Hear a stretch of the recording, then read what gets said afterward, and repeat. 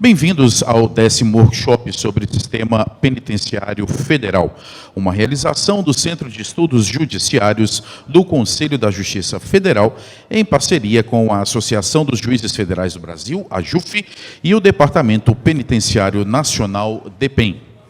O evento consiste em propiciar um fórum com a participação dos diversos atores do sistema penitenciário federal brasileiro, no sentido de aproximar, trocar ideias, experiências, debater e apresentar soluções e para estabelecer uma comunicação recíproca e conhecer melhor a realidade dos diferentes órgãos que cuidam da execução penal no âmbito federal.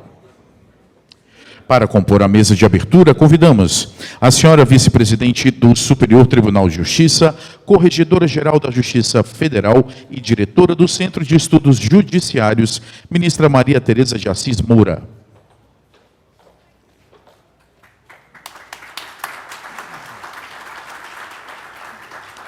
O senhor Corregedor Nacional de Justiça, ministro Humberto Martins.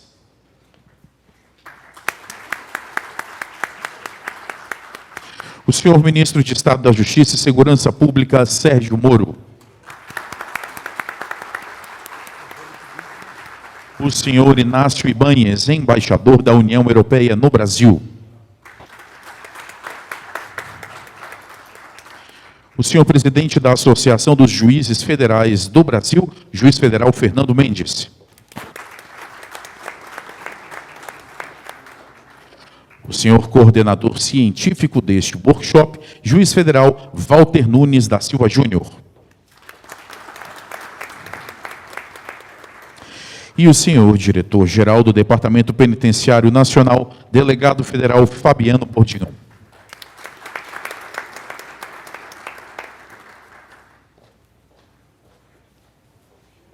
À vontade, senhores. Para a saudação de abertura do workshop, tem a palavra a senhora vice-presidente do STJ, corregedora-geral da Justiça Federal e diretora do Centro de Estudos Judiciários, ministra Maria Tereza de Assis Moura. Boa noite a todos e todas. O Centro de Estudos Judiciários tem grande orgulho em receber todos os participantes do 10º Workshop sobre o Sistema Penitenciário Federal. E eu, então, tenho aqui a oportunidade de saudar todos os representantes que estão aqui na mesa, e o faço na pessoa do ministro Sérgio Moro, meu colega Humberto Martins, e dou as boas-vindas para todos os integrantes aqui da mesa e aos meus caros colegas que também aqui se fazem presentes, ministro Sebastião e ministro Marcelo. Sistema Penitenciário Federal é o nome dado ao conjunto de unidades federais de execução penal, cuja previsão está expressa na Lei de Execução Penal e na Lei de Crimes Hediondos. Anunciado em 2003 e implantado em 2006 na unidade de Catanduvas, Paraná, atualmente conta com outras 4 unidades nas cidades de Porto Velho, Mossoró, Campo Grande e Brasília. Cada penitenciária federal tem capacidade para 208 presos e obedece ao mesmo projeto arquitetônico inspirado no modelo da Supermax do sistema americano. O sistema é balizado por regramento específico, baseando em rígidas exigências de inclusão e manutenção de presos, compreendendo diversas instituições. Em razão dessas particularidades e peculiaridades, várias ações foram e são empreendidas em busca de propiciar diálogo entre participantes e instituições ao apontar soluções sobre questões importantes para o aprimoramento do sistema penitenciário federal. Exatamente à vista dessas particularidades, objetivando promover a troca de ideias entre os diversos atores envolvidos, é que a Corregedoria-Geral da Justiça Federal, em parceria com o Departamento Penitenciário Federal, idealizou a realização de workshops. Desde 2010, essa iniciativa tem promovido o debate de temas mais variados possíveis de interesse do sistema penitenciário federal e, com isso, possibilitando a aprovação de mais de 50 enunciados e mais de 20 recomendações. Hoje, iniciamos o 10º workshop sobre o Sistema Penitenciário Federal. Serão apresentadas palestras com conferencistas nacionais e internacionais, mesa redonda com a participação de ministros do Superior Tribunal de Justiça, especialmente os da terceira sessão, e oficinas. Exatamente nessas oficinas é que os atores diretamente envolvidos discutirão os assuntos que mais lhe afligem atualmente. Então, estaremos aqui hoje à noite, com a palestra do ministro Sérgio Moro, e amanhã com o trabalho desenvolvido pelas oficinas e pela programação que está prevista também com a mesa redonda, e tudo com a ideia de discutir, conversar, trocar ideias a respeito deste tema que é importantíssimo, que é o do sistema penitenciário federal. E aqui, ministro Sérgio Moro, eu gostaria de agradecer o Ministério da Justiça, através do DEPEN, todo o apoio que tem nos dado, todo o apoio para a realização deste evento, que é um evento científico, já, como disse hoje, é o 10º workshop, e, portanto, já tem uma tradição na sua realização, sempre voltado ao estudo do tema de maneira científica, para possibilitar o debate e melhoria do sistema federal. Eu agradeço mais uma vez a participação de todos que estão aqui na mesa e dos nossos convidados e das pessoas que aqui comparecem e, portanto, eu agradeço e desejo a todos um excelente trabalho.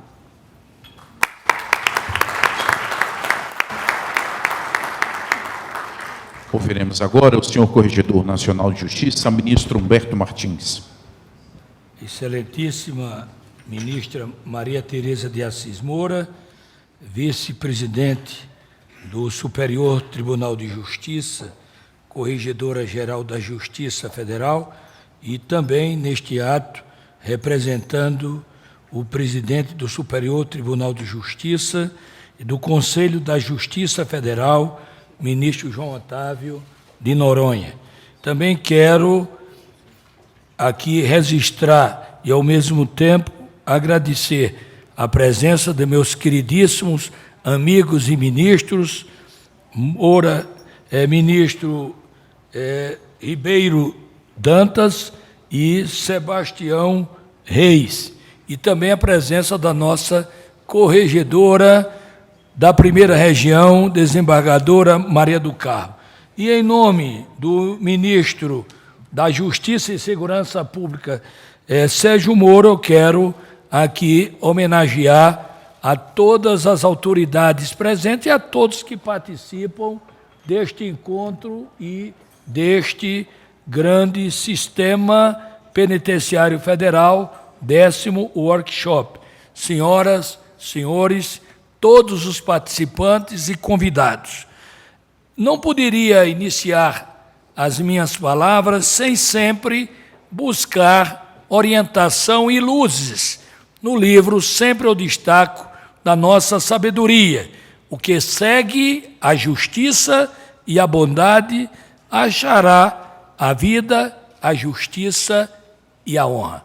Poder judiciário forte, cidadania respeitada.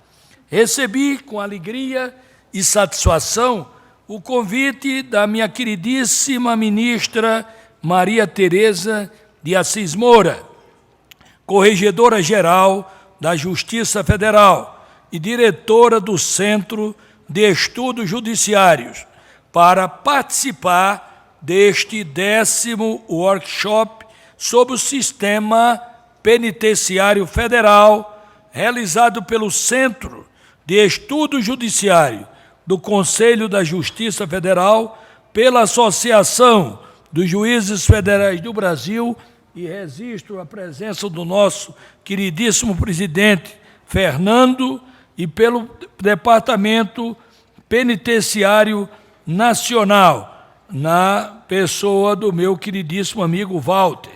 Ser convidado para participar deste evento muito me honra, muito me engrandece, por abordar temas de grande relevância e impacto no dia a dia de toda a sociedade brasileira. A Constituição Cidadã de 88 e a legislação ordinária asseguram às pessoas privadas de liberdade o respeito à integridade física e moral, bem como o direito de não serem submetidas a pena de morte ou punições cruéis.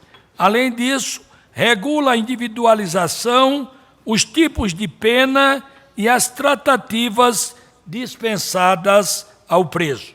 No entanto, a realidade nos mostra que, mesmo encarcerados em estabelecimentos penais estaduais de segurança máxima, há indivíduos que continuam praticando ilícitos, liderando ou atuando com poder de liderança nas mais perigosas organizações criminosas, facções criminosas que, por mais paradoxal que seja, foram criadas dentro dos presídios e fazem desses os seus escritórios e até mesmo escola do crime.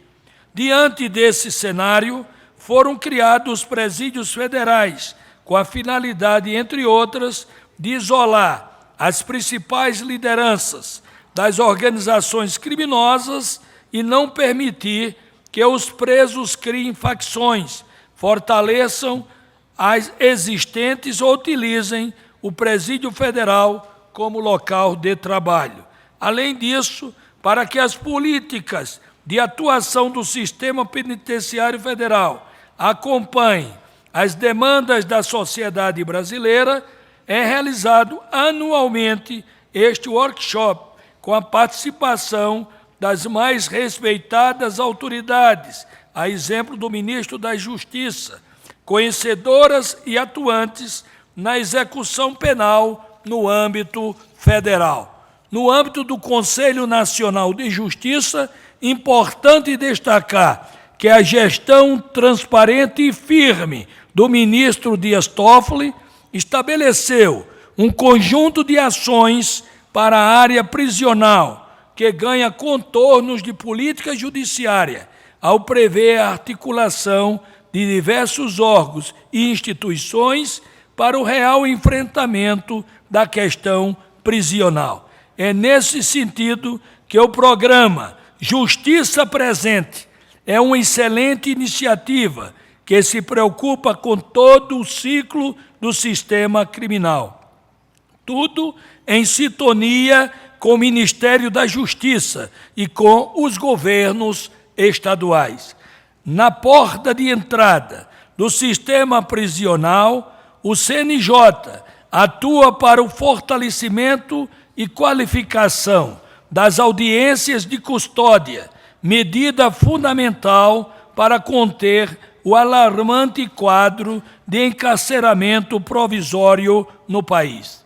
Na porta de saída, uma das marcas da atual gestão do CNJ são os escritórios sociais, serviços que estão sendo instituídos nos diferentes estados, com a finalidade de prestar atendimento adequado às pessoas egressas do sistema prisional, oferecendo assim oportunidade para a transformação de suas trajetórias de vida e também possibilitar a redução da reincidência. Por último, destaco mais uma vez que, como iniciativa oportuna e necessária, a implantação nacional do seu Sistema Eletrônico de Execução Unificado, sistema que deixará no passado o cenário de processos físicos e permitirá a gestão avançada da informação das execuções das penas aplicadas em todo o país. Finalizando estas palavras, ministra Maria Tereza, somente tenho a desejar que este workshop sobre o sistema penitenciário federal supere o êxito esperado, o que certamente será alcançado, seja pelo brilhantismo de seus expositores, debatedores e participantes, seja pela relevância dos temas que serão discutidos e contribuirão para avançar no debate sobre o sistema penitenciário e a execução das penas no Brasil, onde ouviremos os sistemas penitenciários brasileiros, tendo como aula magna o conferencista e ministro da Justiça e Segurança Pública, Sérgio Moro. Deus ilumine a todos nós. Confiamos nas instituições democráticas e, em particular, no poder judiciário brasileiro. Tenho fé no Brasil, magistratura forte, cidadania respeitada. Muito obrigado a todos.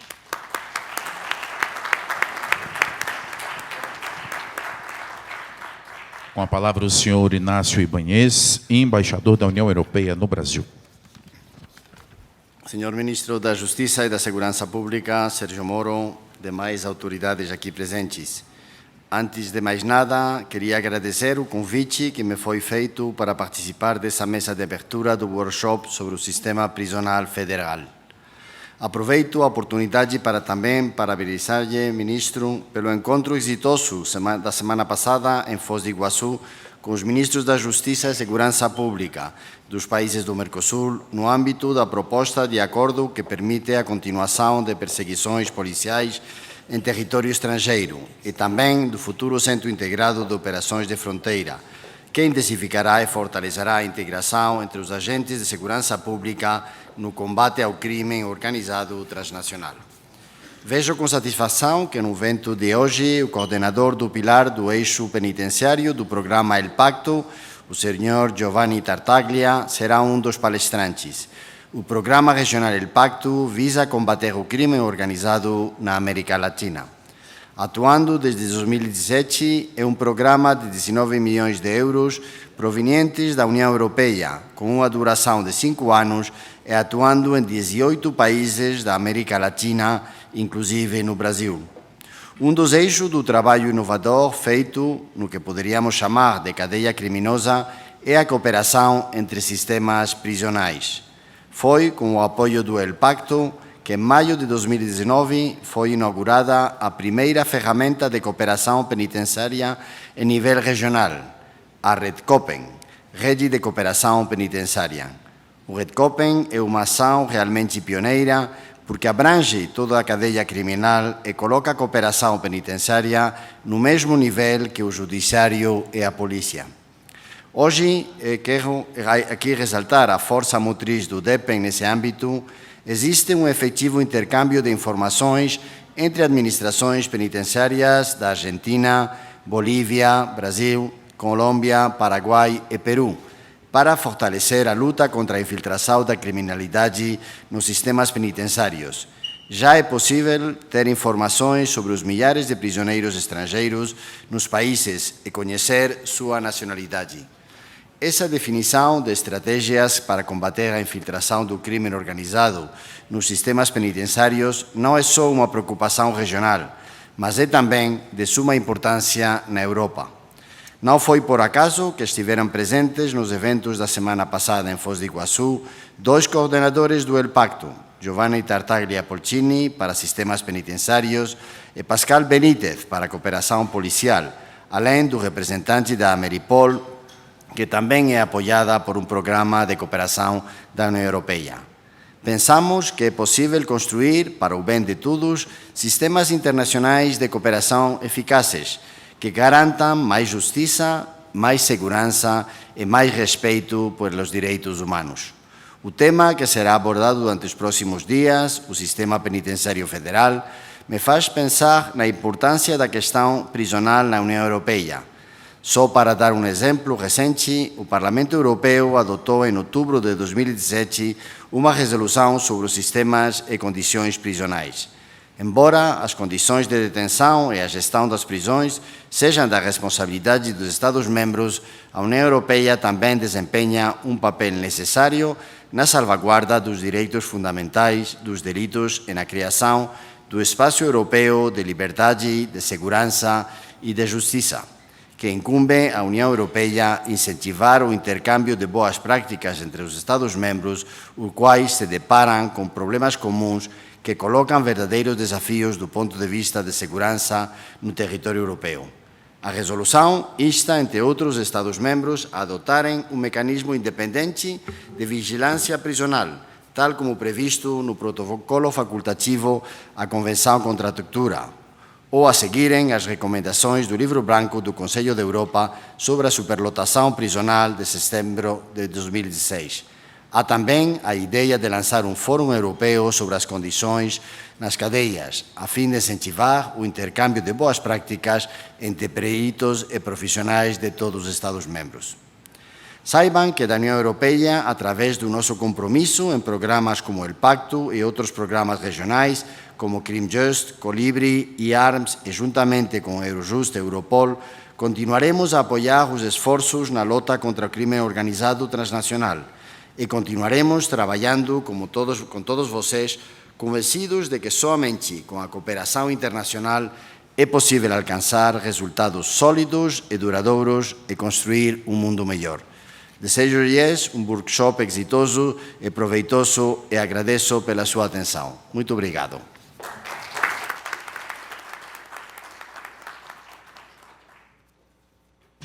Com a palavra, o coordenador científico do workshop, juiz federal Walter Nunes da Silva Júnior.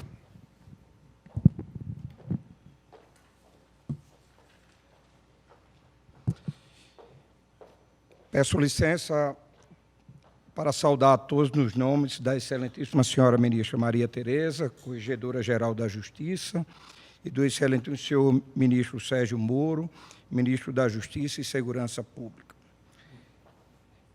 Também dar as boas-vindas aos ministros que prestigiam esta solenidade, desembargadores, juízes federais, procuradores da República, integrantes do DEPEN, agentes penitenciários, diretores dos presídios federais.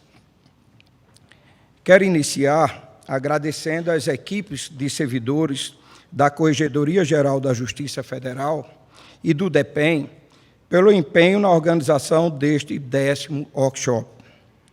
Agradecimento especial à Corregedora-Geral da Justiça Federal, ministra Maria Tereza, e ao diretor-geral do DEPEN, Fabiano Bordion, pelo apoio incondicional. A minha fala será curta e direta. Irei direto ao ponto. Vou pontuar o que o Fórum Permanente do Sistema Penitenciário Federal, integrado pelos juízes corregedores, pensa sobre os temas centrais da programação científica. O nosso entendimento parte da reflexão sobre o seguinte questionamento: os presídios federais foram criados por quê e para quê?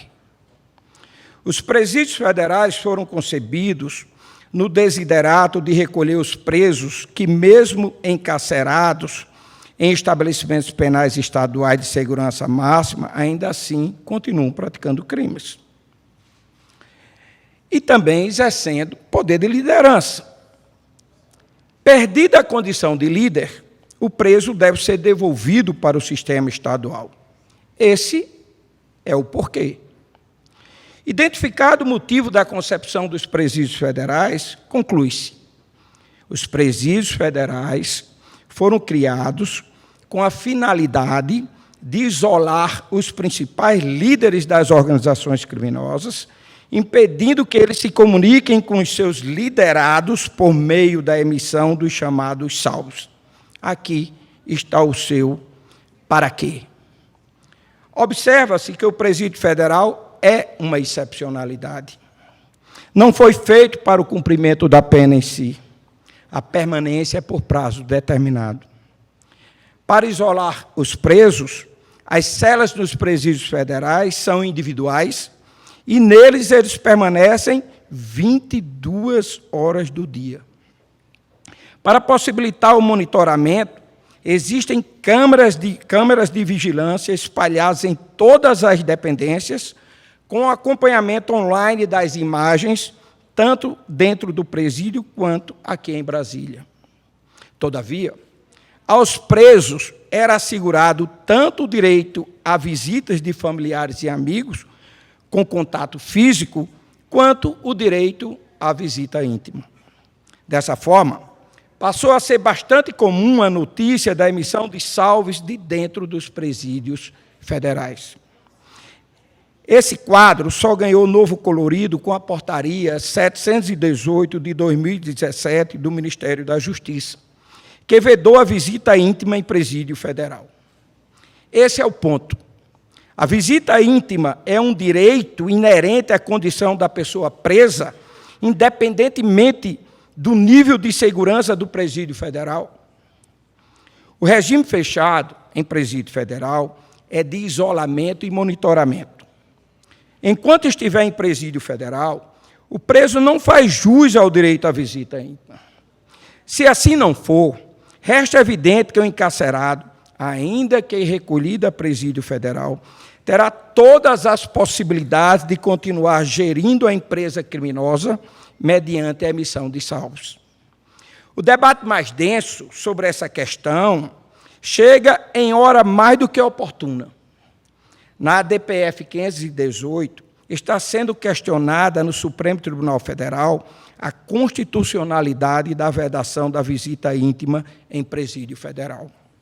Cabe lembrar que há decisões da Corte Europeia de Direitos Humanos sufragando a condicionalidade do regime penitenciário italiano 41 bis, no qual há restrição quanto ao contato físico do preso com os visitantes e a comunicação, inclusive, com o advogado. Registra ainda que a possibilidade da vedação do direito à visita íntima é prevista expressamente nas regras mínimas das Nações Unidas para o tratamento de presos. No ponto, a regra 58.2 evidencia que a visita íntima só constitui um direito se e quando for permitida pelo sistema, a depender, naturalmente, do nível de segurança do estabelecimento. A decisão que veio a ser dada pelo STF sobre o assunto irá definir se poderemos ter efetivamente um presídio de segurança máxima criado com a finalidade de isolar e monitorar líderes de organizações criminosas. Todavia, tornar a defesa a visita íntima não impede o contato dos presos entre si, nem muito menos com familiares e amigos e, claro, com os respectivos advogados. Para evitar que esses momentos sirvam para os salvos, é imperioso o devido monitoramento dos diálogos. Exatamente por isso, em compasso com as regras de Mandela, conquanto seja um direito do interno se comunicar periodicamente com familiares e amigos, isso deve ser autorizado sob a necessária supervisão. Aqui, um ponto delicado. E o contato do preso com o seu advogado? Não temos nenhuma regra normativa a respeito. Temos, sim, a constatação de que, infelizmente, os advogados, não raro por pressão dos presos, têm servido de emissários dos salvos. Por isso mesmo, faz algum tempo, mercê de decisões judiciais, as 5 unidades prisionais federais fazem o monitoramento dos contatos dos presos com seus advogados. Não há quebra da inviolabilidade da advocacia. O núcleo essencial da inviolabilidade da advocacia resta protegido, pois nas decisões judiciais é ressaltado que o conteúdo dos diálogos não pode ser revelado ou utilizado como prova, exceto quanto a tratativas sobre a prática de crimes futuros. No particular, nos interessa compreender as nuances da cláusula Attorney-Client Privilege e a exceção a essa garantia denominada crime fraud, contemplada no direito americano. No chamado pacote anticrime, na parte que toca aos presídios federais, Sua Excelência, o ministro Sérgio Moro, propôs, dentre outras medidas importantes, a vedação da visita íntima e o monitoramento dos contatos dos presos, inclusive com os seus advogados. Sugerimos acrescentar à proposta a criação de um comitê gestor em cada um dos presídios federais, com a finalidade de exercer a custódia do conteúdo dos diálogos entre os presos e os advogados. O comitê seria formado por um agente penitenciário da unidade prisional, um representante do Ministério Público e um advogado, estes últimos indicados pelos respectivos órgãos. A utilização do conteúdo documentado por meio audiovisual seria mediante prévia autorização judicial, após a apreciação de requerimento manifestado, pelo menos pela maioria dos integrantes do comitê. Como se vê, temos muito a refletir e debater. mas tenho de encerrar. Dedicamos este evento aos agentes penitenciários federais que perderam as suas vidas no cumprimento do dever. Muito obrigado.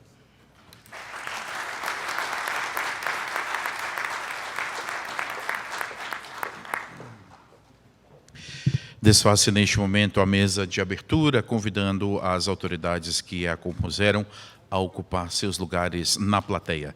Permanecem somente a ministra Maria Tereza de Assis Moura, como presidente de mesa, e o conferencista ministro Sérgio Moro.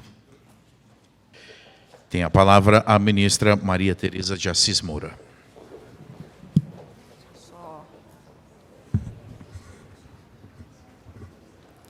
Nós vamos, então, dar início, propriamente dito, ao workshop e nós teremos agora a honra de ouvir a palestra inaugural com o tema Os Sistemas Penitenciários Brasileiros, com o ministro da Justiça e Segurança Pública, Sérgio Moro. Ministro, vou fazer apenas um pequeno resumo do currículo de Vossa Excelência. O ministro Sérgio Fernando Moro é mestre e doutor em Direito do Estado pela Universidade Federal do Paraná. Todos nós sabemos, atuou como juiz federal da 13ª Vara Criminal Federal de Curitiba, especializado em crimes financeiros, lavagem de dinheiro praticados por grupos criminosos organizados. Trabalhou como juiz instrutor no Supremo Tribunal Federal durante o ano de 2012. Professor adjunto de Direito Processual Penal da Universidade Federal do Paraná e, como também todos sabemos, atualmente exerce o cargo de ministro de Estado do Ministério da Justiça e Segurança Pública. Com muita alegria e muita honra, ministro Sérgio Moro, eu passo a palavra a Vossa Excelência para a sua palestra. Boa noite a todos. Eu gostaria de cumprimentar a ministra Maria Tereza pelas palavras anteriores, por também estar presidindo esse evento, na pessoa de quem tomo a liberdade de cumprimentar todos os ministros do STJ aqui presentes e o Conselho da Justiça Federal por essa iniciativa, né, de abrigar mais uma vez esse workshop que eu reputo tão relevante. Cumprimentar igualmente aqui o embaixador da União Europeia, o senhor Inácio Ibanez, até comentava que estamos nos encontrando com tanta frequência que é uma grande coincidência. E na pessoa de quem tomo a liberdade de cumprimentar todas as autoridades estrangeiras que abrilhantam que participam desse evento, mas em especial aquelas que vão igualmente palestrar. O senhor Giovanni Tartaglia, do El Pacto, tem sido um grande parceiro do Ministério da Justiça e mesmo do Poder Judiciário aqui brasileiro nesse tema tão importante do sistema penitenciário. E cumprimentar também aqui o palestrante dos Estados Unidos, o Sr. Harold Clark, que vai nos falar sobre essas experiências a respeito das Supermax Prisons dos Estados Unidos, em relação às quais nós, de certa maneira, tentamos copiar o modelo com as nossas nuances. Um cumprimento especial aqui ao juiz federal, Walter Nunes, que falou brevemente antes do início dessa minha exposição, na mesa de abertura. Falou brevemente, mas falou questões muito importantes, muito relevantes. Não é? Realmente, nós temos que pensar um pouco sobre o que nós queremos com os presídios federais. Na minha compreensão, existe uma certa confusão entre os propósitos dele, o que dificulta a construção de um sistema totalmente coerente. Na pessoa dele, tomo a liberdade de cumprimentar todos os demais magistrados federais aqui presentes, embargadores, juízes federais, juízes estaduais, né, vários rostos amigos, não vou nominá-los todos aqui, né, vários que atuam como corregedores de presídios federais, juízes corregedores. Eu já fui juiz corregedor de presídio federal. Eu sei como essa função é difícil. E aqui, acho que é importante destacar, né, nós temos que prestigiar, valorizar e proteger os juízes que trabalham nessas varas de execução penal.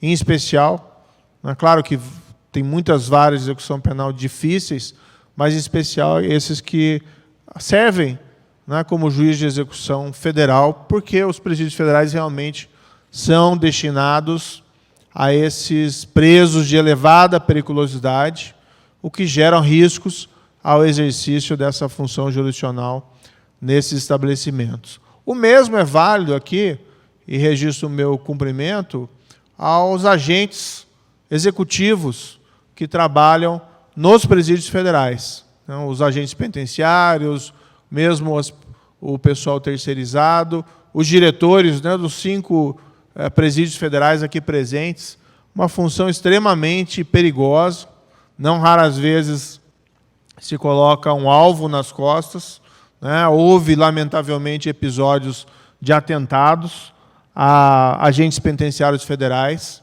infelizmente 3, né, bem-sucedidos, e realmente fica o registro aqui, 2 coisas. Primeiro, da minha admiração e do meu elogio, né, por aqueles que trabalham nessa atividade de risco, tão difícil, e fica também a minha observação que nós temos que valorizar, né, quem exerce esse trabalho, seja no Poder Executivo, seja no Poder Judiciário, seja igualmente no Ministério Público.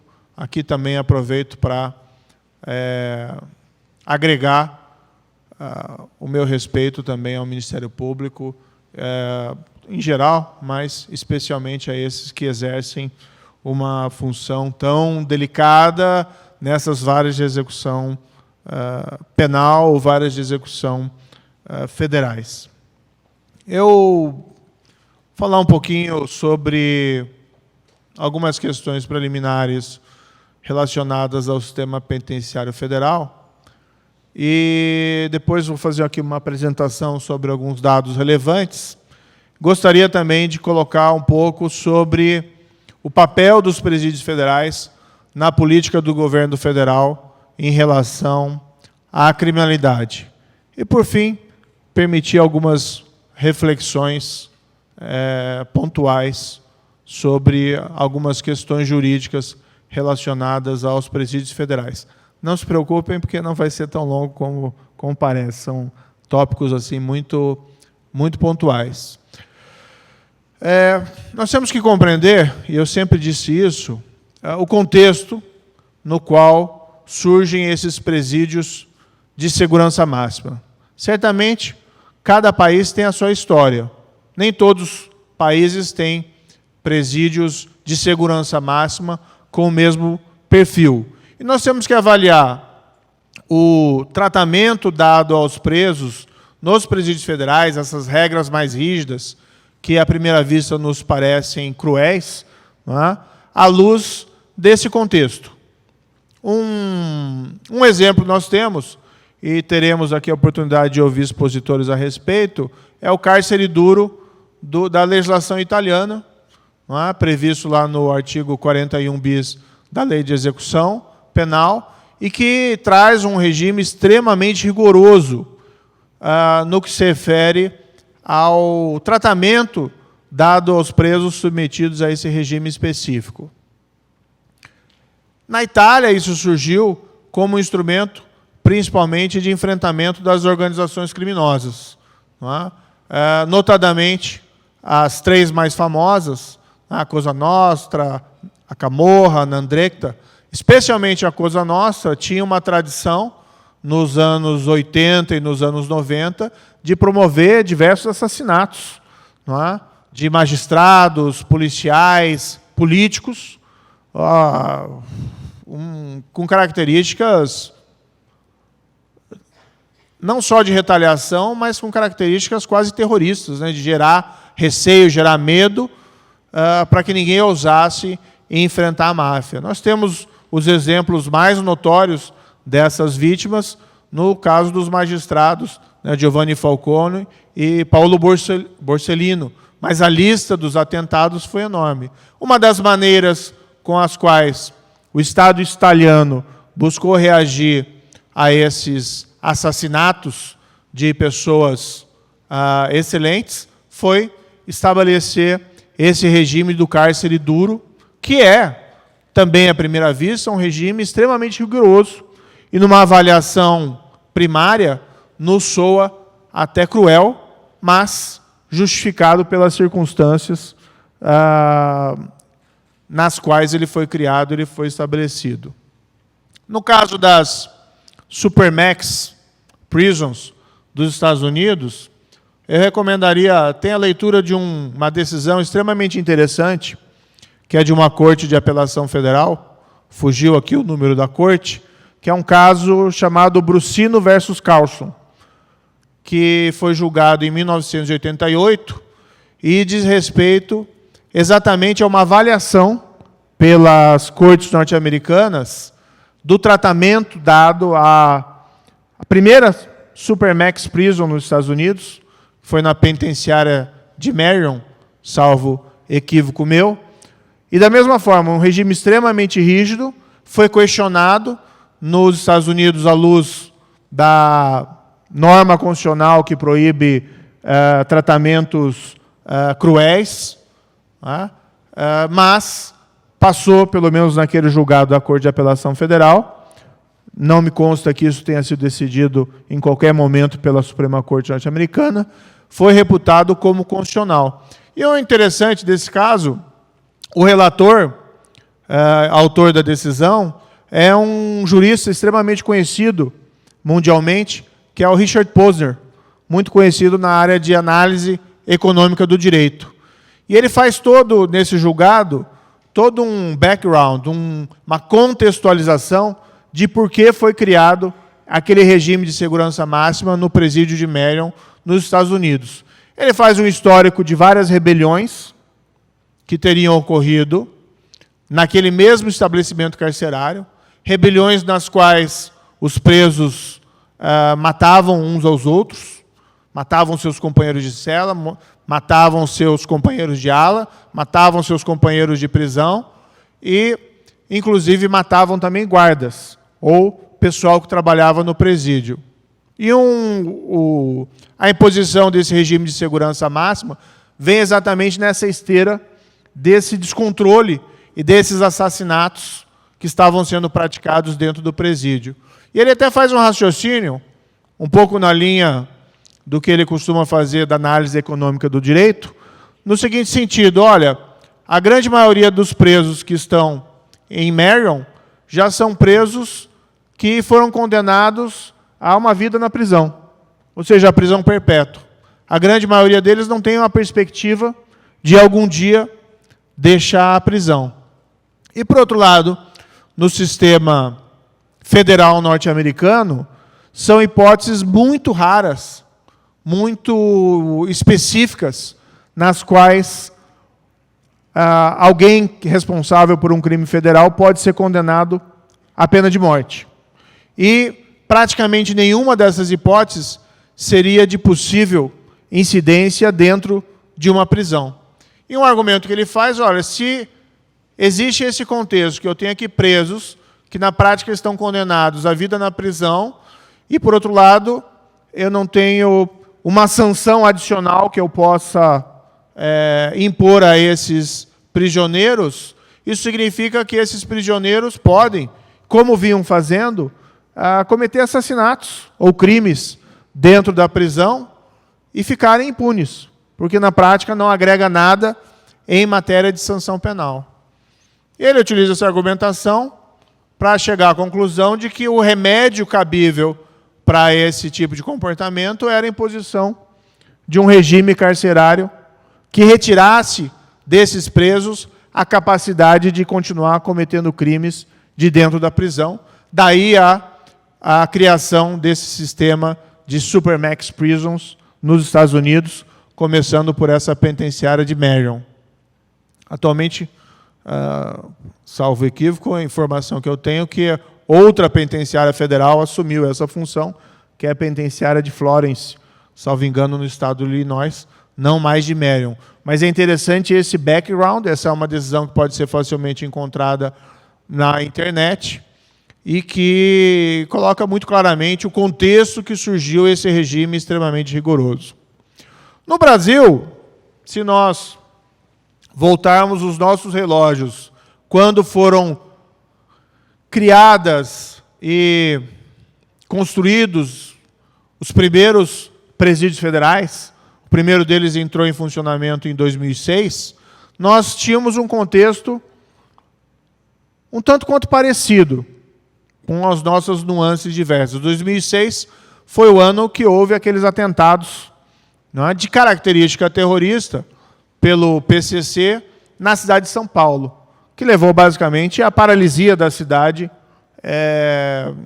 por alguns dias, com os cidadãos comuns com receio de saírem nas ruas, de serem atacados ou alvejados de alguma forma, embora os atentados fossem direcionados especialmente às forças policiais, mas com aquele objetivo igualmente de gerar terror. Nos períodos que sucederam, igualmente, ocasionalmente surgiam ações desses grupos criminosos organizados visando aterrorizar a população civil. Aconteceu no Rio de Janeiro, aconteceu em Natal, aconteceu em várias cidades do Brasil. Mais recentemente, isso aconteceu no Ceará, em janeiro deste ano.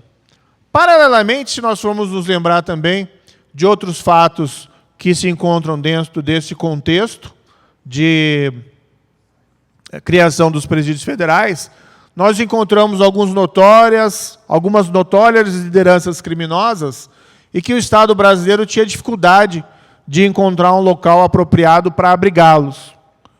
E não só dificuldade para encontrar um local, mas uma dificuldade para que, encontrando um local, fosse retirado daquele indivíduo a capacidade de cometer novos crimes.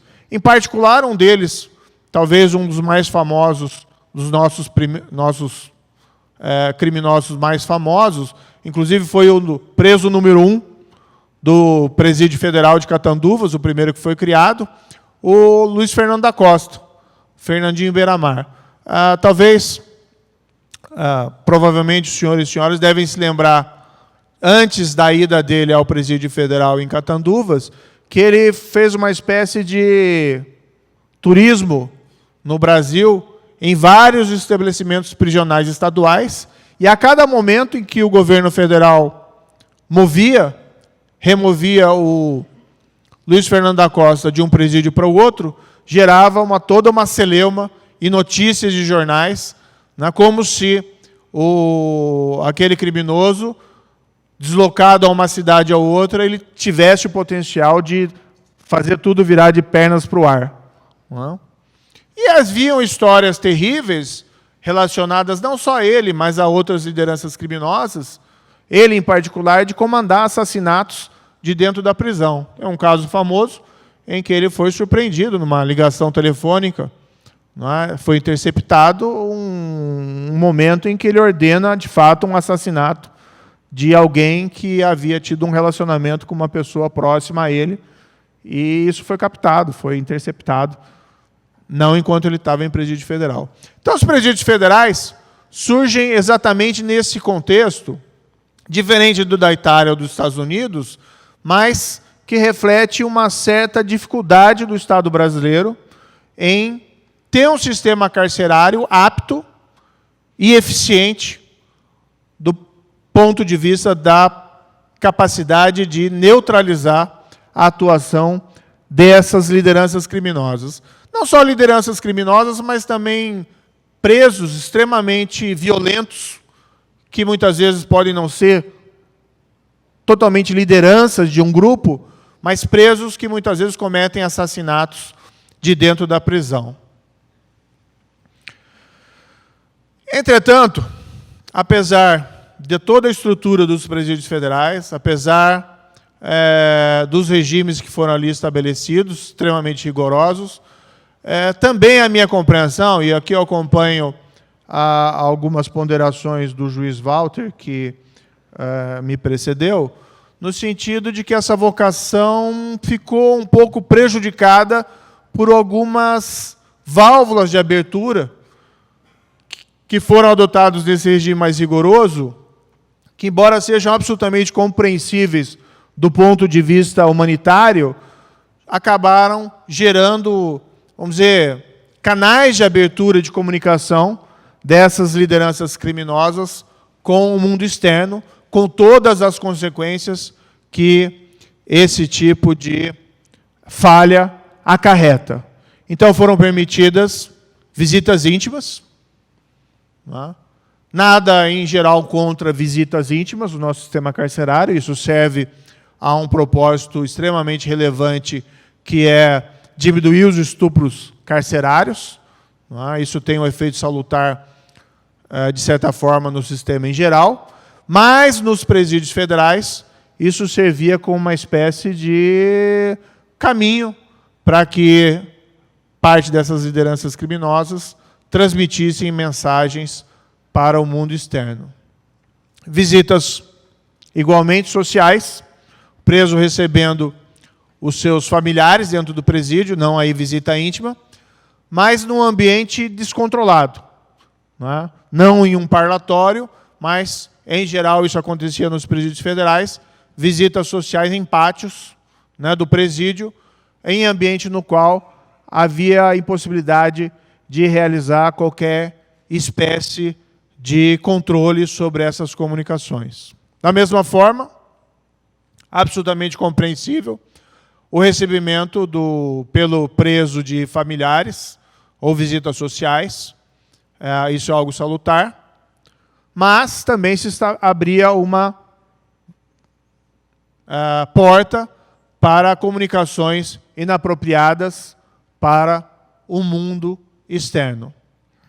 E o resultado disso tudo foi que, apesar do grande mérito dos presídios federais, pontualmente continuaram, mesmo após 2006, mesmo após a criação dos presídios federais, ordens advindas dos presídios federais para o cometimento de toda espécie de crime, seja atentados à população civil, né? Dois dos mais recentes, os eventos ocorridos em Natal, assassinatos carcerários, o evento ocorrido em 2017, no sistema penitenciário do Amazonas, no qual mais de 50 presos foram assassinados pelos seus companheiros de prisão. E, lamentavelmente, tivemos, comprovadamente, ordens de assassinatos contra agentes penitenciários federais vindos de dentro de uma liderança criminosa que estava recolhida dentro de um dos presídios federais. O resultado desses episódios levou a um encerramento dessas portas de comunicação para o mundo exterior. O ministro Torquato Jardim, enquanto ministro da Justiça, proibiu visitas íntimas dentro dos presídios federais.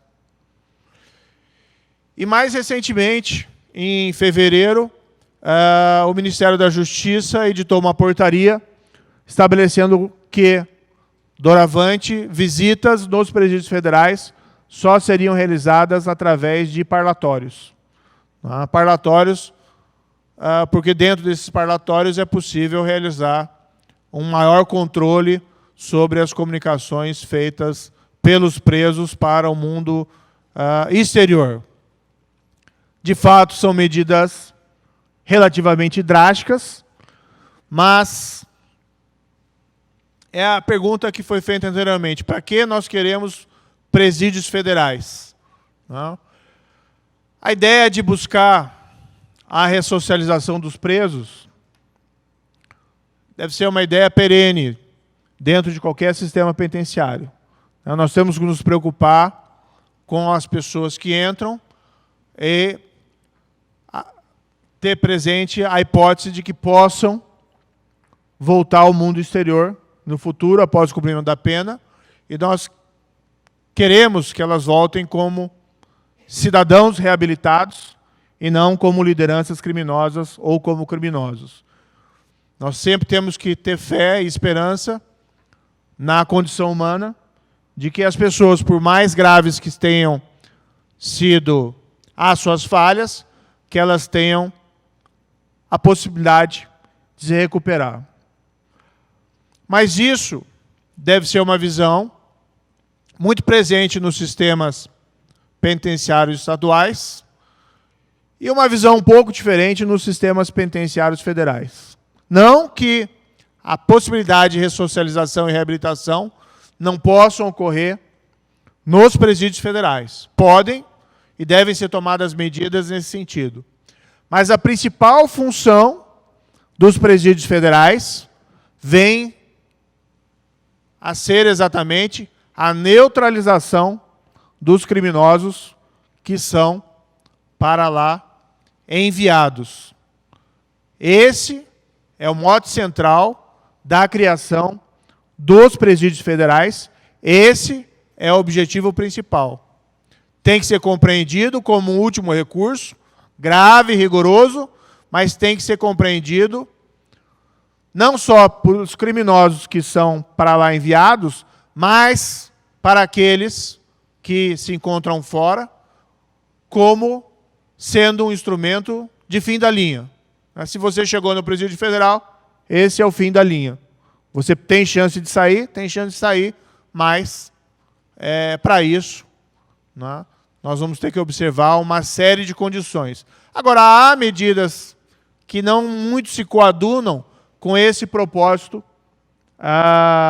principal dos presídios federais.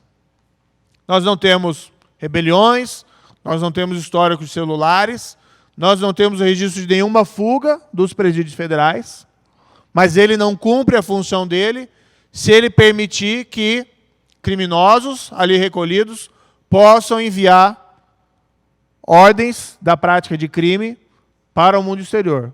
Seja salves gerais, seja eventualmente ordens de assassinato específico, sejam ordens de qualquer natureza da prática de crimes. São necessários mecanismos, sim, que coíbam essa capacidade dos presídios federais. Não é à toa que essa medida foi tomada pelo Ministério da Justiça em fevereiro, exatamente quando da transferência das lideranças do PCC de São Paulo para os presídios federais. Havia um receio que essa medida pudesse gerar retaliações, e essas retaliações poderiam ser direcionadas não só aos agentes públicos envolvidos na transferência, o que já por si só seria grave, lembrando que o juiz estadual, promotor estadual e vários agentes públicos estaduais do Estado de São Paulo estavam já ameaçados pela organização de serem assassinados por conta dessa transferência. Mas não só contra agentes públicos, mas contra a população em geral. Um salve geral que poderia ocorrer no país inteiro. Então foram tomadas uma série de medidas, várias, para que se evitasse essa possibilidade, entre elas um alerta geral no sistema penitenciário do país inteiro, polícias do país inteiro fazendo operações de saturação, de colocação de policiais nas ruas, especialmente em São Paulo, nos dias seguintes àquela transferência, mas nós tivemos como absolutamente imprescindível fechar o último canal de abertura de comunicação sem controle dos presídios federais com o mundo externo. Uma medida drástica, mas, a nosso ver, absolutamente necessária dentro desse específico contexto que nós estamos aqui relatando. Desde então, embora nós tenhamos tido incidentes de violência pontuais dentro do sistema carcerário estadual e alguma movimentação também nas ruas de organizações criminosas, de alguns atentados pequenos à população civil, não mais tivemos incidentes, como vimos desde 2006 e como pudemos ver agora em janeiro desse ano no Ceará. O que não significa que eventualmente não podem vir a ocorrer de alguma forma, mas esse controle é absolutamente necessário. Outra proposição, a nosso ver, também necessária é a compreensão de que, para alguns transferidos aos presídios federais, para algumas lideranças, aquela expressão fim da linha, que eu utilizei agora há pouco, de fato, é o fim da linha no sentido da improbabilidade de que aqueles presos possam ser remanejados no futuro ao sistema penitenciário comum. Foram criados os presídios federais. O primeiro começou a funcionar em 2006, o de Cartanduvas. Eu até fui um dos primeiros juízes corregedores daquele estabelecimento. E não tinha lei. Quem regulou inicialmente o funcionamento dos presídios federais foi uma resolução do Conselho da Justiça Federal, que, aliás, cumpriu um papel extremamente importante naquele momento, diante da situação de urgência que ali se apresentava. Depois veio a lei reguladora dos presídios federais, e, embora seja uma boa lei, alguns problemas ali, na minha avaliação, se apresentam. Falta estabelecer com maior clareza o regime jurídico vigente nos presídios federais. E o principal problema foi estabelecer a permanência no presídio federal como algo temporário. Claro que, talvez para boa parte dos presos que lá são transferidos, e depois nós vamos mostrar aqui uma média de permanência dos presos dos presídios federais, a estadia temporária resolva. Mas seria importante que a lei admitisse a realidade que, para algumas lideranças criminosas, o temporário pode ser um temporário com um caráter relativamente permanente, já que não haveria condições de reabilitar alguns desses presos.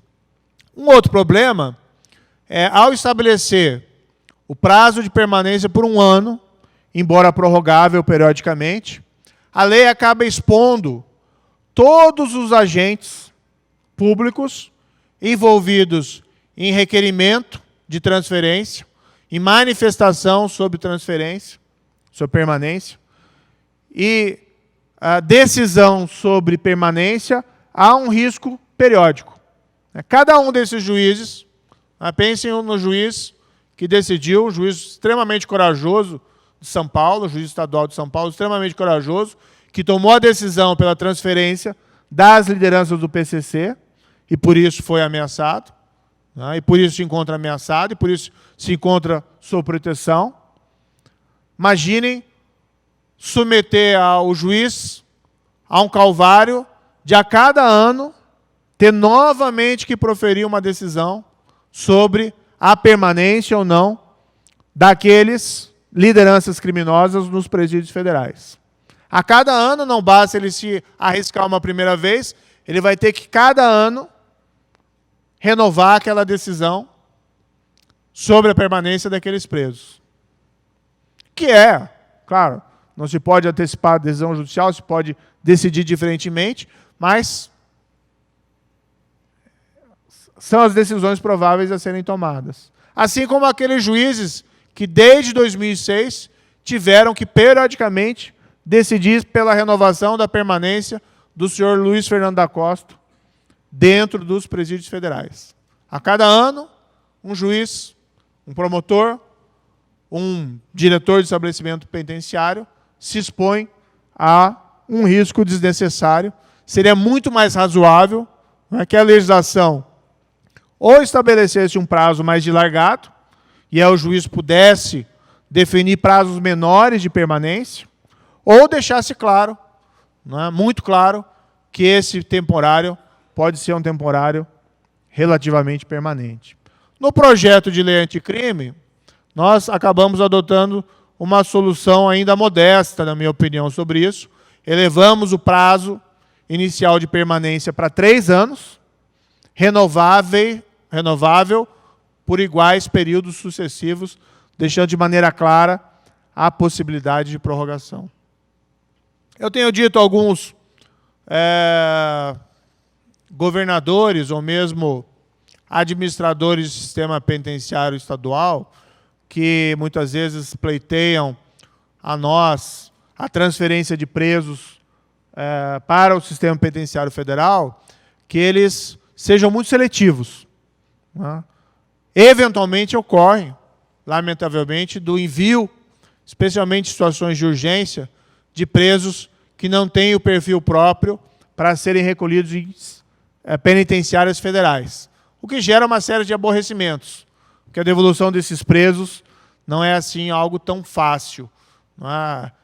Todos querem mandá-los, mas a maioria não quer recebê-los de volta. E o Superior Tribunal de Justiça acabou desenvolvendo aqui uma jurisprudência, não vem ao caso nesse momento uma discussão muito aprofundada, que aprecia esses pedidos de permanência com uma certa deferência em relação à posição dos juízes estaduais. Eu acho que tem que ter, sim, uma deferência, mas tem que tomar cuidado porque, às vezes, de fato, existem presos enviados sem que tenham o perfil adequado. Eu vi isso como juiz federal. Lembro que uma vez me mandaram um preso em situação de urgência que já havia cumprido a pena.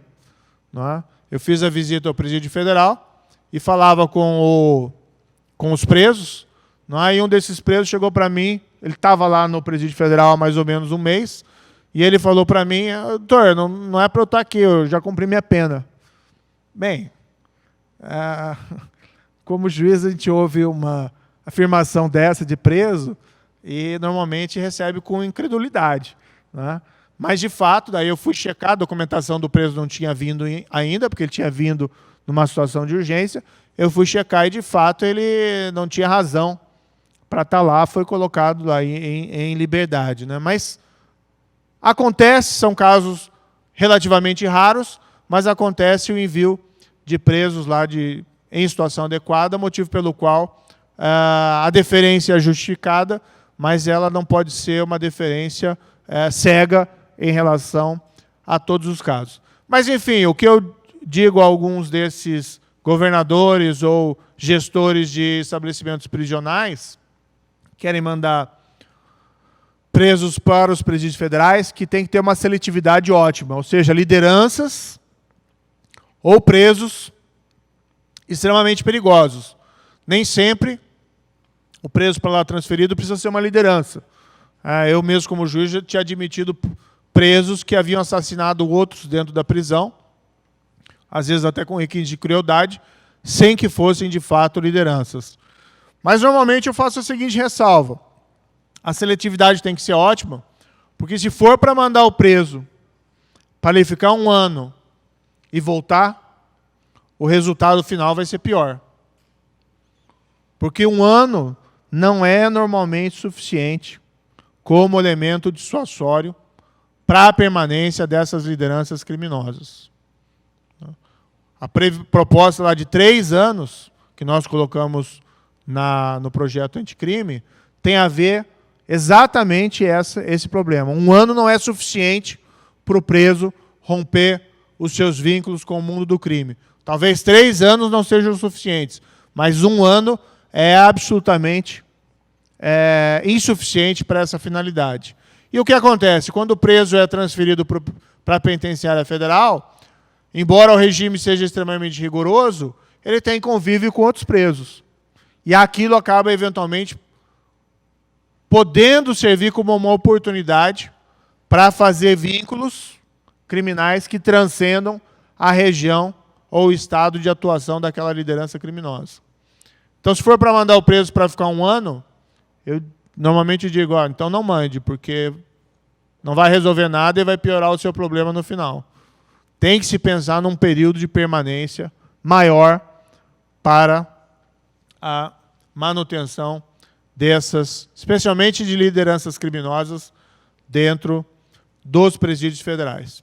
Um ponto importante também sobre os presídios federais é que, além dessa capacidade dos presídios federais de neutralizarem os criminosos para lá transferidos e mantidos, acaba ele também servindo como um elemento dissuasório em relação a criminosos, perigosos ou lideranças criminosas que se encontram fora dos presídios federais. No sentido de que todos eles, isso é inequívoco, todos eles têm como principal receio não ser recolhido num presídio estadual, não ser preso, mas o principal receio é ser recolhido a um estabelecimento prisional federal. Isso acaba, muitas vezes, servindo, se não para eliminar não, porque nós temos notáveis problemas, para diminuir rebeliões, para diminuir essa tentação de utilizar atos de terror ou atos de assassinatos contra agentes públicos ou contra a população civil em geral.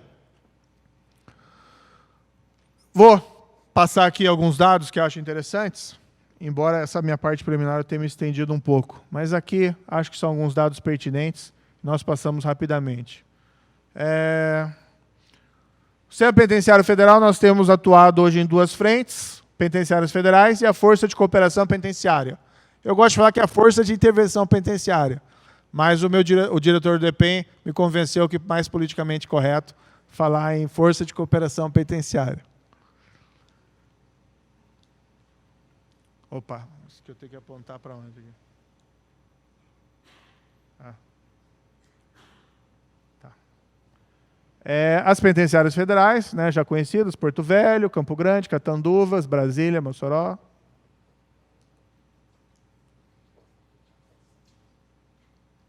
Tá. 13 anos de atuação com resultado positivo.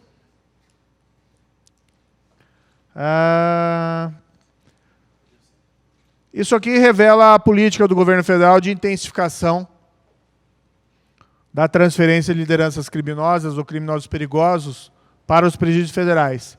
Então, em 2019, foram transferidos 322 presos, tá? Mais do que o total de 2018. É o maior número de inclusão de presos desde a inauguração do Sistema Penitenciário Federal em 2006. O que é natural, né? Porque em 2006 a capacidade estava toda ociosa, então as transferências foram maiores. Opa. Ainda bem que sou ministro, né? E não... consegui aqui. Opa. Não. Faltou o manual de instrução aqui, viu? Mas agora descobri. Ops.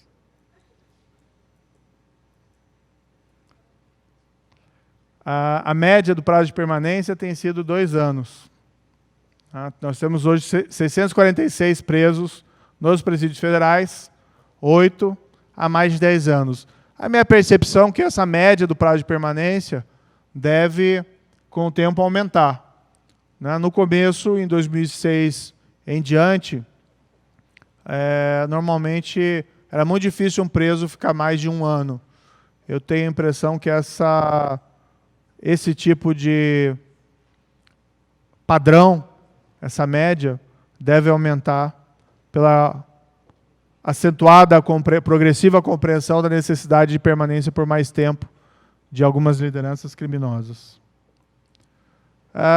Aqui foi a portaria que estabeleceu a restrição de visitas sociais com contato físico. Foram transferidos 22 presos integrantes da liderança facção criminosa, primeiro comando capital, para penitenciários federais. Para deixar claro, embora talvez isso já tenha ficado claro, a política do atual governo federal é uma política de enfrentamento das organizações criminosas. Enfrentamento, diga-se no bom sentido, com devido processo, mas nós queremos investigações mais eficientes, nós queremos processos que levem à condenação das lideranças e dos principais membros. Nós queremos também o isolamento dessas lideranças em presídios federais. E nós queremos também maior volume de apreensão de drogas, armas e, igualmente, de confisco do patrimônio dessas organizações criminosas. Uma das primeiras medidas foi essa operação da transferência das lideranças do primeiro comando para penitenciárias federais de segurança máxima. Qual que é a minha avaliação em particular sobre isso? Houve aqueles atentados, que já mencionei há pouco, em 2006, em São Paulo, perpetrado pelo PCC, e o que deveria ter sido feito na ocasião, com todo respeito, teria sido a transferência naquela época, e já havia o Penitenciário Federal de Catanduvas, daquelas lideranças às penitenciárias federais. Isso não foi feito. Houve uma certa acomodação, tanto do governo, mais uma vez, com todo respeito, do governo do Estado e do governo federal. E o que aconteceu com o primeiro comando, com o PCC, desde 2006? Era um problema paulista, virou um problema nacional. Virou mais, né? Hoje com ramificações fortes no âmbito internacional. O Paraguai tem sérios problemas com o PCC. Quando não há esse enfrentamento, na minha opinião, manda-se um recado errado para o mundo do crime. Qual que é a percepção? Se aquela organização cometeu aqueles atentados sob ordem daquelas lideranças de 2006 e o Estado não reage à altura, e vamos dizer assim, reage com o devido processo, né? O recado que se manda é que aquela organização tem uma espécie de...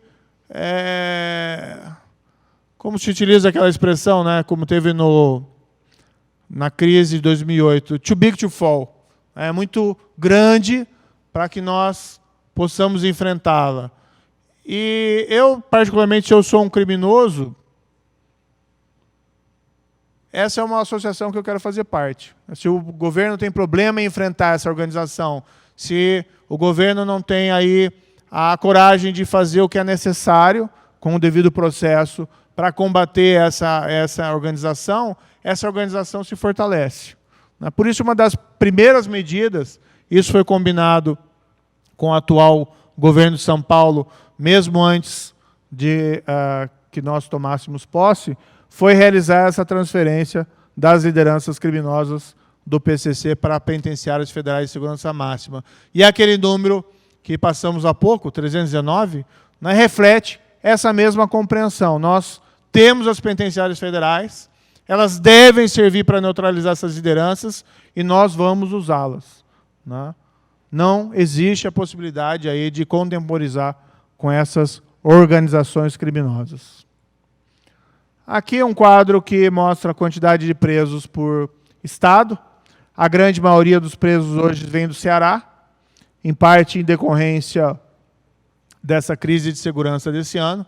Os presídios federais também têm servido para solucionar essas crises de segurança, embora diga-se que elas diminuíram enormemente desde janeiro. Houve um pequeno repique agora no Ceará faz mais ou menos um mês, mas sem o mesmo nível de gravidade. A crise que eu vi do Ceará em janeiro, que nós pudemos acompanhar, ela tinha, embora ninguém tenha morrido naqueles atentados, mas ela tinha algumas características extremamente preocupantes, que era a utilização pelos criminosos de artefatos incendiários contra alvos civis e igualmente explosivos. Eu me recordo de ter visto, por exemplo, uma foto na qual buscaram lá explodir um viaduto.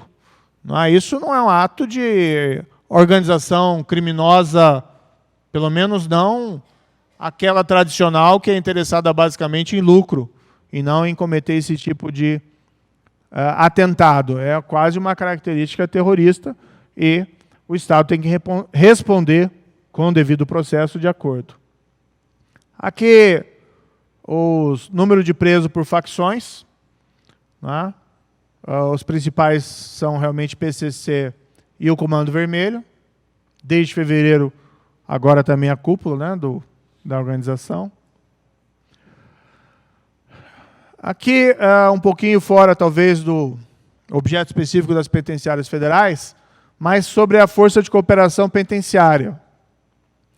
De fato, um dos nossos problemas consiste na perda de controle em alguns estados e alguns estabelecimentos prisionais sobre a perda do controle sobre estabelecimentos prisionais, o que acaba sendo um fator que contribui para que os presos ali recolhidos, 1, continuem a praticar crimes, 2, sofram abusos de toda sorte pelos presos ou pela organização que controla o presídio. Se nossos estabelecimentos prisionais têm os seus problemas, e temos que reconhecer que vários deles os têm, o principal problema é ser controlado por uma facção criminosa. Isso não só em relação a quem se encontra fora, porque acaba sendo vítima de novos crimes ordenados por aquela facção, mas quem se encontra dentro, já que presos são, muitas vezes, vítimas dos seus pares que controlam esses presídios. Uma ideia, e isso começou no governo anterior, foi a criação de uma força de intervenção penitenciária. A primeira que foi criada foi direcionada ao estado de Roraima, né? Ao invés de uma intervenção federal, que chegou a ser cogitada, não lembro se foi requerida, foi enviado pelo governo federal uma força de cooperação penitenciária, que é basicamente um grupo de agentes federais penitenciários e agentes penitenciários estaduais, que são convocados dos estados para atender uma situação emergencial. A força de cooperação ainda continua em Roraima. Começou isso no final do ano passado, e, no entanto, eles permanecem, 80 servidores atualmente, que basicamente acabam tendo a responsabilidade por manter o controle sobre aqueles estabelecimentos. Aqui são alguns resultados. O que nós temos observado que é interessante é onde as forças-tarefa de intervenção penitenciária atua, há uma queda muito clara do índice da criminalidade de fora das prisões no período sucessivo àquela intervenção. A ilustrar aquilo que nós temos uma noção geral de que boa parte dos crimes cometidos fora dos presídios tem origem dentro dos presídios. Aqui são algumas fotos. No Ceará, igualmente, nós enviamos uma força de intervenção penitenciária a pedido do governo do Estado. Não é? Isso em janeiro. O governo do Estado adotou esforços extremamente meritórios para controlar essa crise de segurança. Contou com a ajuda do governo federal. Nós enviamos a Força Nacional, além da Força-Tarefa Penitenciária. Né? Eles ficaram por 3 meses ali no estado do Ceará. E interessante apontar a grande queda que houve no número de crimes, né? Aqui crimes de assassinatos, no estado do Ceará, em comparação, em 2019, em comparação com 2018. É claro que essa queda não é resultado exclusivamente da atuação da Força de Intervenção Penitenciária, até porque ela só ficou até março lá, mas também é um indicativo de que uma retomada do controle dos estabelecimentos prisionais, política essa que foi continuada pelo governo do Estado do Ceará, mesmo depois da saída da Força de Intervenção, tem um efeito muito concreto na prática de crimes lá fora. Amazonas, houve uma nova ordem de assassinatos dentro de um presídio do Amazonas. Nós enviamos em apoio à Força de Intervenção Penitenciária, mas ali ela ficou pouco tempo. Ficou apenas alguns meses, por questões que não vêm ao caso aqui dizer. Depois houve um outro massacre de presos em Altamira, no Pará, e nós enviamos a Força de Intervenção Penitenciária, 128 servidores, começaram a atuar naquele estado. Aqui um dado interessante, eles começaram a atuar no começo de agosto, e eles estão principalmente hoje trabalhando no complexo de Santa Isabel, no estado do Pará. Logo após a atuação das forças de intervenção penitenciária, o que se observou na região metropolitana de Belém, que é uma das regiões mais violentas do país, uma queda muito significativa do índice de crimes, chegando a setembro desse ano, uma queda de percentual de 66% em comparação com o mesmo período do ano anterior. Também aqui não se pode dizer que exista, né, que a causa dessa queda seja absolutamente a intervenção penitenciária, mas é possível, né, afinal de contas não há matemática nesse questão de queda de crimes, mas essa coincidência de queda abrupta de percentual de crimes acompanhada da atuação da Força de Intervenção Penitenciária e a nossa compreensão de que vários desses crimes se originam dentro dos presídios é ilustrativo dessa correlação. Aqui algumas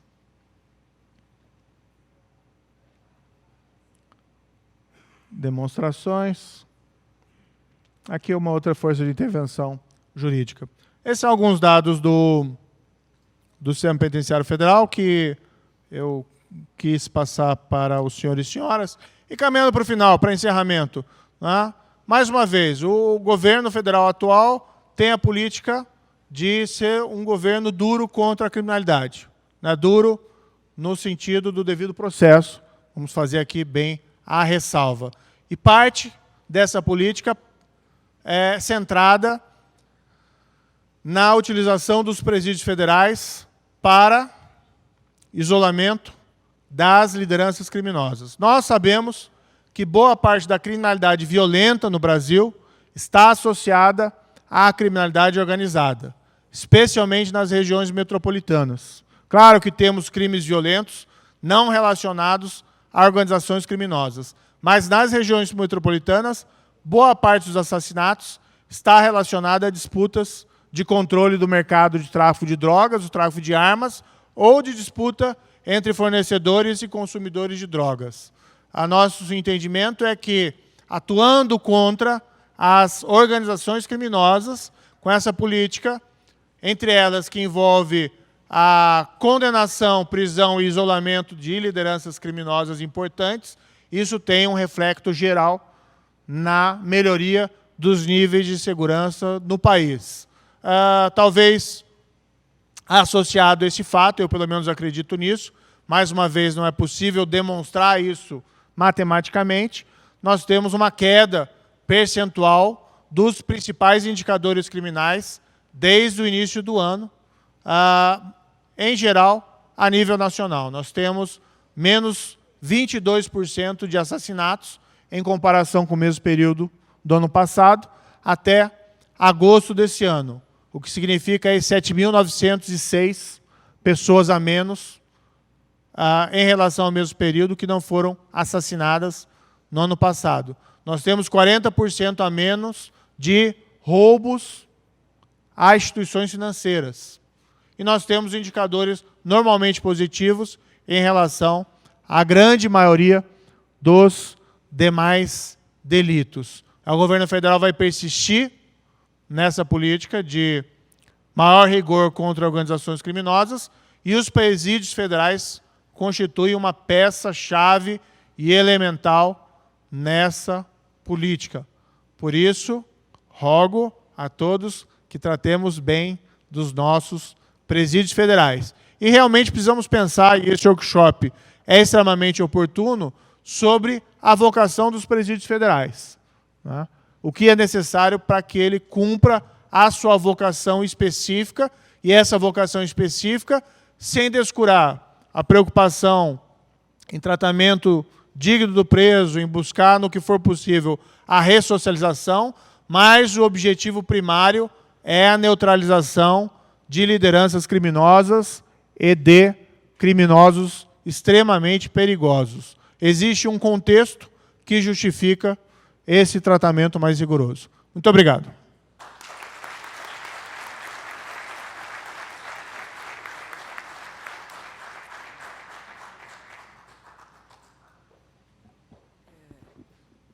Eu agradeço ao ministro Sérgio Moro, como todos viram, um entendedor da matéria, já trabalhou diretamente com o Presídio Federal, e eu não vou fazer aqui o papel de debatedor, que acho que não é aqui o momento de polemizar, mas de mostrar quão complexo é o problema dos presídios federais. Inclusive, Vossa Excelência trouxe aqui vários dos problemas que são compartilhados na terceira sessão do Superior Tribunal de Justiça, e aqui está o ministro Sebastião Reis Júnior. E eu, em especial, todos sabiam lá na sessão, invariavelmente ficava vencida no julgamento de conflitos de competência, porque, exatamente pelas questões trazidas aqui pelo ministro Sérgio Moro, a lei não prevê uma permanência eterna do preso no estabelecimento federal. Nós já enfrentamos vários casos, como trouxe Vossa Excelência, de envio desnecessário ao sistema, muitas vezes de presos que para lá foram transferidos sem a documentação necessária, que, ao término do primeiro ano, não havia chegado.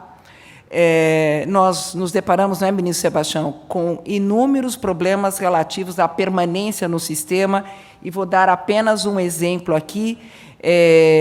Já tivemos casos, julgando no STJ, que o juiz federal, entendendo que o preso já estava lá cumprindo a sua pena de um grande período, havia dado progressão para o regime semiaberto. E um outro caso em que o juiz federal concedeu livramento condicional. E o problema foi que o juiz estadual não quis receber o preso, porque entendia que não poderia ser. Então, há inúmeros problemas que a lei traz, como este de como fazer, porque, aparentemente, o preso fica à mercê do juiz federal. Se o juiz federal pode determinar a sua progressão, pode conceder os chamados benefícios da lei de execução penal, ou ali ele está, vamos pôr assim, como um castigo para o qual ele deve permanecer cumprindo a sua pena eternamente, sem um retorno ou sem a possibilidade da chamada ressocialização, que Vossa Excelência trouxe como sendo sempre algo a ser buscado. Por outro lado, nós temos um sistema de proibição de visita íntima, de proibição de visita social direta, de gravação de conversa de advogado, em que ele fica, como foi dito também, 22 horas na cela. Como buscar uma ressocialização deste preso, que é remetido ao Presídio Federal, e, rapidamente, pelos seus dados, eu pude pegar aqui que mais de 100 dos 646 presos lá estão há mais de 5 anos. De 5 anos para frente, sendo certo que, acima de 10 anos, há 8 presos naquele quadrinho. Então, nós temos um problema extremamente complexo de como fazer com os presos que são para lá enviados e que, muitas vezes, dos conflitos de competência julgados no STJ, dificilmente o juiz federal consegue devolver, quando ele assim entende que é caso de devolução, o preso para o juiz estadual, principalmente em um dos estados da federação, é mais difícil, né, ministro Sebastião? Então, mostra o quão é complexo este tema, e quando podemos imaginar, eventualmente, de um regime mais rigoroso do que este, quer dizer, como poderia ser um regime ainda mais rigoroso, em que o preso não tem visita íntima social só por um lado, tem o seu advogado gravado, em que ele não sai da cela. Quer dizer, o que a gente poderia pensar de que mais rigoroso do que isto para o preso? Enfim, é um problema extremamente complexo, né? Não querendo também debater, né, mas, assim, temos que pensar nesses casos de uma maneira abrangendo todas as situações. Então, existem presos há cerca de 10 anos, mais de 10 anos? Sim, mas eles acabam sendo exceção e, sinceramente, não tem muito o que fazer com esses presos. Né? Como devolver um Luiz Fernando da Costa para um sistema... Como devolver um Marcinho VP, né, para o sistema originário. E a questão do regime de comunicação, as visitas permanecem, só se dão por parlatório, só tem esse tipo de controle. A própria questão da visita íntima não é um direito assegurado em todo lugar, não só no país, mas em outros lugares. E, só digo que nós temos um regime extremamente rigoroso, sim. Né? E como, dentro desse sistema rigoroso, pensar, vamos dizer, como disse Vossa Excelência, sempre numa ressocialização. Quando o juiz federal tenta devolver, muitas vezes o juiz estadual não recebe. Né? Como fazer com o preso que chega lá e que tem, não sei se tem, mas uma suposta esperança de sair de lá. Né? Nós temos a lei que não regulamenta tudo, né? Uma lei que, como disse o ministro Gilson Dipp no STJ uma vez, ele disse, pouco lá, a lei diz 1 ano, prorrogável excepcionalmente, segundo ele, excepcionalmente seria por mais 1 ano. Mas que eu acho que acabou se criando uma estrutura, não exatamente como disse Vossa Excelência, prevista na lei, porque a lei não trata disso, né? Passível de interpretação, né? Porque o grande problema é assim, como se vê lá no caso dessa Supermax, no caso do cárcere duro italiano, né? Quando transferiram lá o Totorrina, que era o chefe da máfia da Cosa Nostra, que tinha mandado matar sabe Deus quantas pessoas, acho que ninguém pensou em algum dia tirar ele do cárcere duro. Né? E são questões que às vezes nós temos que colocar. Então, se nós vamos tirar lá o fulano X e o fulano X sair e mandar matar alguém de novo, ou mandar fazer um salve geral, a responsabilidade é de quem mandou tirar. Né? Então, agora, as pessoas têm que pensar nisso também. O que eu digo é que o assunto é extremamente complexo, porque há pessoas que necessitam de alguma coisa mais rigorosa, mas não são todos que são enviados para lá, e fazer essa seletividade, e que eu digo, como Vossa Excelência mesmo trouxe aqui ao contexto, é necessário que o juiz sempre fundamente. E nem sempre, pelo que nós vivemos lá no STJ, nem sempre esta fundamentação acaba sendo uma fundamentação que leve à necessidade ou da ida ou da permanência. É um assunto palpitante, extremamente complexo, e é por isso que nós estaremos aqui amanhã, né, debatendo estes temas, trazendo palestrantes internacionais, fazendo uma mesa redonda com os ministros do STJ, que têm o contato mais direto com esses conflitos de competência, e tenho certeza que esses debates palpitantes amanhã nos trarão luzes, né, para tentar melhorar, né, esta prática do sistema, verificar como se pode fazer para que a gente tenha um melhor cumprimento. E Vossa Excelência, creio eu, tem razão quando diz, precisamos pensar o que queremos para o sistema penitenciário federal. Precisamos pensar qual é o papel que esse sistema deve exercer. O que queremos, que tipo de presos queremos, o que fazer para que o sistema penitenciário federal seja um sistema que funcione e que ajude a todo o nosso sistema penitenciário. Eu agradeço imensamente Vossa Excelência pelas suas palavras, pela sua palestra, esclarecendo inúmeros pontos, trazendo outros para a discussão, como eu disse, um tema extremamente complexo, e, com isto, eu agradeço, eu encerro o dia de hoje, mas convidando todos para o dia de amanhã. Iniciaremos às 9h, com a mesa redonda, com a participação dos ministros do STJ, sob a presidência do ministro Sebastião Reis, que está aqui nos ouvindo hoje.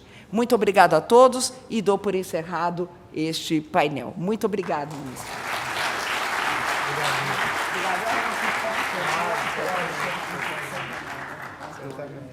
Obrigado.